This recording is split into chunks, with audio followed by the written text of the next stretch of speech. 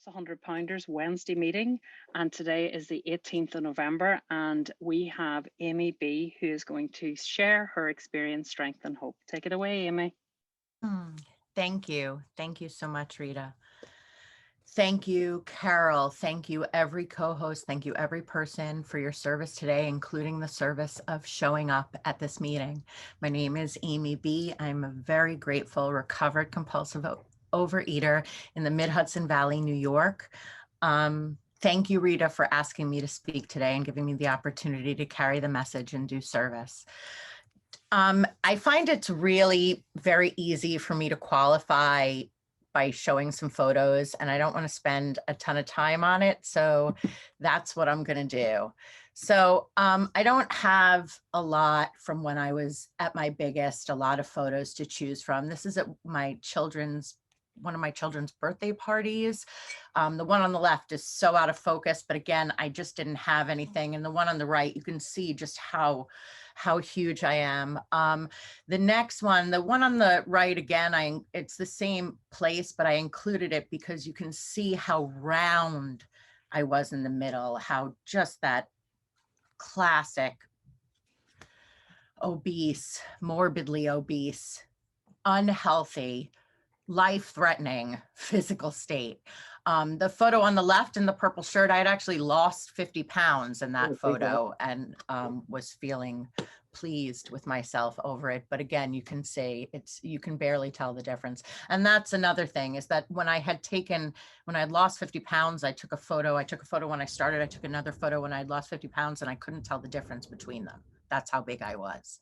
My highest weight, by the way, and I don't share this in every meeting, I'm going to share it because it's a 100 Pounders meeting. My highest weight was 333.7 pounds. That's my highest recorded weight of all time. And it's somewhere around that brown photo. Now, here I am. I had lost, look what I did.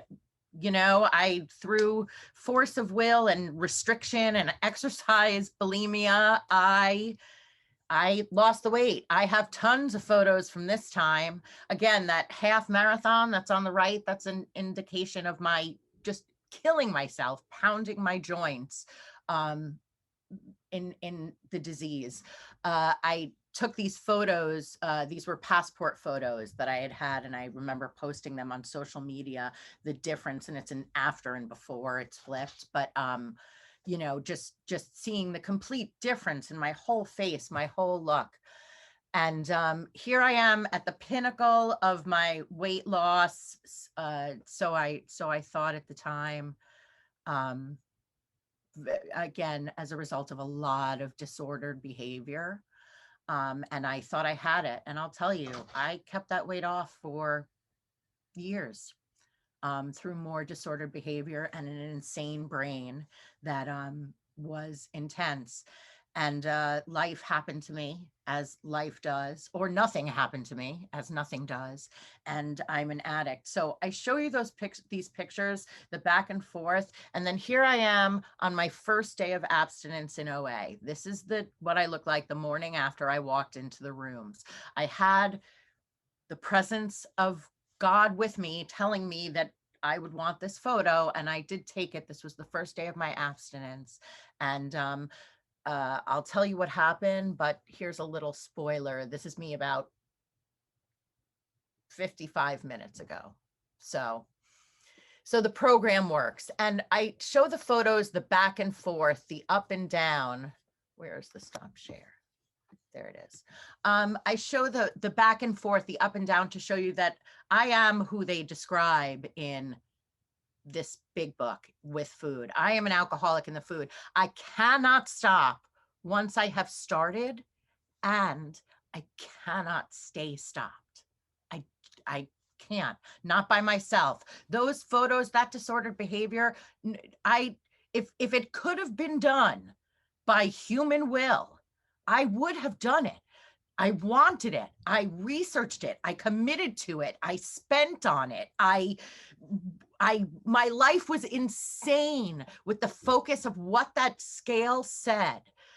And I couldn't keep it off because I am an alcoholic in the food of the type described in this book that is right in front of me, this book that is always next to me. the big book. And I'll tell you, when I came into the rooms, it was my life was crashing around me. My weight had gotten high. Through a miracle, that was not my top weight. I did not gain it all back, but I came close. Close enough, doesn't matter.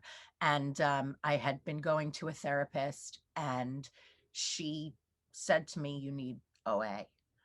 And it took me not that long, but what I said to her back on that day was, "Look, I'll try anything. I am desperate, but I will tell you right now, I'm going to have a problem with the God thing." She said, "Okay, whatever, just go. Don't let it stop you. If you're willing to try anything, you might as well go." And I figured I would go and not like it and stop. And I'll tell you, the first meeting that I went to, which was on May 1st, 2018, I was not comfortable. I did not hear things that I connected to. Um, I this is why we tell newcomers to try 6 different meetings. I didn't feel connected in that first meeting, and I couldn't get out the door fast enough. Like, I could not get out the door fast enough. And at the end of the meeting, they were like, "Oh, we'll give you a newcomer packet." And I'm like, I'm trying to get out, but I didn't want to be rude. So I'm standing there. They couldn't find the newcomer packet. And finally, I'm like, I'm leaving. And this woman, this angel, just grabbed my wrist and she said, "Hey, why don't you take my phone number and I'll take yours?" And I just wanted to get out of the room. So I would do anything to get out of the room. So I did that. And the next morning, I remembered her. I remembered her trying to help me. And I texted her and I said, "Thank you for being so nice to me last night." That was it. I was just broken and at my worst, and somebody showed me kindness, could tell that I was desperate. And she texted me back and she said, "Not every meeting is for every person. Why don't you try another one? There's a really great one on Wednesday nights." And she gave me the information. And it was Wednesday that day. And I had a very important commitment that evening. So I was like, all right, maybe I'll go next week. And yet all day I could not stop thinking about it. Couldn't stop thinking about it, which I know now was my higher power, just like setting off lights, no, just anything to get my attention, to get me closer, to get me relief and help. And I couldn't stop thinking about it all day. So I called the person I was supposed to go to a meeting, my kids, whatever, unimportant. And I called her and I said, "If I gave you the points, would you just read them if I couldn't be there?" And she was like, "Yeah, sure, no problem." So I went to the meeting and I drove to the meeting. And when I got there, the parking lot was having like a kids carnival. So they had all of these big bouncy houses in the parking lot, and the parking lot was closed. So I come around and I see the parking lot is closed and I say, "Oh, guess I can't go to the meeting." And I start to make the U-turn. And I am telling you, as clear as day in my head, "No, you made this decision already. Park on the street and walk inside." I guess I made this decision already. And I, at the time, like, I just, okay, it was amazing how clear the directive and how immediately I accepted it, which is a miracle all by itself, honestly. And I take it as evidence that my higher power loves me so much, that she was willing to do anything to get me some help. So I parked on the street and I went inside, and the woman at the front, who was celebrating 6 years of abstinence, was telling my story. And I just busted into tears in the back of the room. I'm like, and again, in like a big sweatshirt and whatever, and like just weeping copiously. And up at the front of the room, it's the speaker and the leader next to each other. And I see the leader elbow the speaker and like nod towards me like, "You got one." It was really just, it was a moment. It was an incredibly beautiful time. And I shared and I said, I need help. I don't know what to do. I need a sponsor. And I got a sponsor right away. And in the interest of time, I'm not going to unload every single piece of that. I will say that one of the greatest gifts that my sponsor gave me was that on the first day, she said to me, because I explained to her that I knew how to lose weight. I know how to lose weight.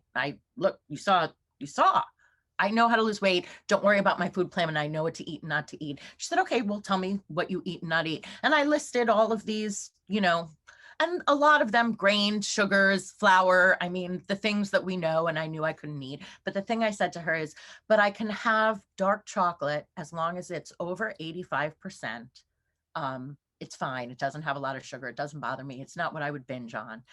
Um, and she said, how do you know you can have it? I said, well, I had it every single night while I was losing all this weight, every single night. And I lost it anyway. So clearly I can have it. She said, oh, how'd that work? I said, it worked great. I lost so much weight. She said, where are you right now? I was like, fair point. And she said, well, would you not have it today? And I said, yeah, I could not have it today. And then I went inside, and the thing is, like I had said to myself, well, I got to tell my husband, because one of the things with us, it's dating later in life, and we had that dark chocolate together every night. And I'm like, oh, it's our ritual. But as I'm thinking back on it, half the time he was like, nah, I don't want any. And I had it myself, but I kept it in my head as something that we did together, because again, I'm a compulsive overeater and I cannot differentiate the true from the false, as it says in this book. So I went inside and I said to him, babe, I'm not going to have the dark chocolate. And he said to me, are you telling me you're never going to have dark chocolate again? And I said, without thinking about it, oh my God, no, I'm just not having it today. And he said, oh, okay. And that was 2 years, 6 months, and 16 days ago. And I am still not having dark chocolate today. And I got to say, at this point, I am perfectly comfortable. If somebody said to me, you mean you're not going to have it forever? I could be like, yeah, that's quite possible. I mean, if I'm lucky, if I'm happy and healthy and spiritually fit, yeah, I hope so. Which is crazy and a miracle and wonderful. But I want to address the incredible fatality of this disease. I didn't really tell my growing up story or what it was like gaining this weight, but I will tell you that my father, though not in our fellowship, and I will not take his inventory, has struggled with morbid obesity, has gained and lost over 100 pounds multiple times, as I have. And that's what I saw growing up. He's a type 2 diabetic. He's had both his legs amputated. He's been in kidney failure, had a kidney transplant, heart attack, stroke, lost almost all his vision, several fingers. I could go on. This disease will kill me. It will. It will. There's a great special edition, Vision for You special edition. I don't know if you've heard it. It's called Big Book Warnings and Death Threats. It tells us in this book that if we are an alcoholic in the food of the type described in this book, with us to drink is to die. It is a fatal condition. The good news is that there is a solution, and it absolutely works. Time check. Okay, here we go. There is a solution, and it absolutely works. The solution is in this book. The solution is getting close to God by surrendering, cleaning house, and helping other people. This program is one that is spiritual and altruistic. It says right in the doctor's opinion where it describes, we get close to God and then we help people. And I got to tell you, when I lost all the weight the first time, I wanted to help other people do the same thing. And I was able to describe the physical things I did, the ways I ate, the way that I exercised. As a matter of fact, I wrote a blog post on it that got like accolades, whatever. It doesn't matter. I tried to write the follow-up, like how I changed, and I could never write it because I didn't know, because I didn't do anything. So I came into the room saying I'm going to have a problem with the God thing. And my sponsor, again, the same sponsor who told me, what if you didn't have dark chocolate today? That first book, well, that first day when I didn't have a big book yet, she sent me a screenshot of the days for today, that day. And I copied it out in a notebook and like started, this is it, diagramming it and underlining it like an English assignment, really looking and applying my own things. And from going through it, I started taking all of these notes about how it was about trust and about how there were things that were bigger than me. the concept of time, the force of nature. And I wrote the force, the universe, healing with a capital H. And I thought about that, and I said, all right, I want to think on this, like just the idea of like a larger sense. Maybe I couldn't get down with God, but maybe I could get with the force of the universe, a larger sense of healing with a capital H, opportunity with a capital H, time with a capital O, time with a capital T, all that stuff. And so I decided to think about it. I put on my headphones, I went for a walk, and a song came on. And I have to say, I feel like God has talked to me through lyrics a lot in times when I didn't have a direct connection and my attention was sought. So I was listening, and a song came on, a song that I'd heard many, many times before. But all of a sudden I heard it as a conversation between me and a higher power, in which I was saying, I'm broken. And she was saying, I know, I'm here, I love you. And I burst into tears. Oh, actually, that's not the full truth. What happened was I felt the tears start to rise, but I had always trained myself to suppress my emotions. So as soon as I felt them come, I like tried to clamp down on them. I do this breathing thing that I do, like to like make it go away, or that I did, I should say. And as soon as I did that, a voice clear as day said, no, let it come. And I just broke, and I just started to cry, like weep. And I will tell you, I had an experience, and it was just pure from my heart. The sunlight was sparkling, the leaves were,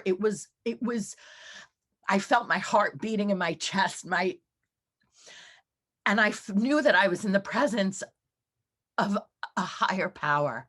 Call it God, call it a higher power. Sometimes I do whatever it needs to be. And I was in the presence. And what's funny, and I tell this part of it too, is that there were people coming towards me on the street, walking their dog. And I don't know what I must have looked like, because they crossed the street. Because I was truly having a moment. I ran back to my notebook, and I picked it up again, and I started writing, this is it, this is it. And then I went up to the top, and I'm like, date the page. I need to date this.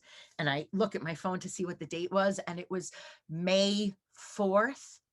May the 4th. I don't know how many pop culture people we have on here, but in the Star Wars vernacular, may the force be with you. On the 4th, they celebrate that, May the 4th. So it's May the 4th, may the force be with you. I had just written the force of the universe all over the page. And I was like, and I wrote down, okay, I hear you. And then I just wrote a whole big thing about what if I did. And I know I'm coming to the end of my time. So I want to talk about what my understanding of my higher powers come to me. And I'm sorry I didn't talk more about the steps, but the steps are the answer.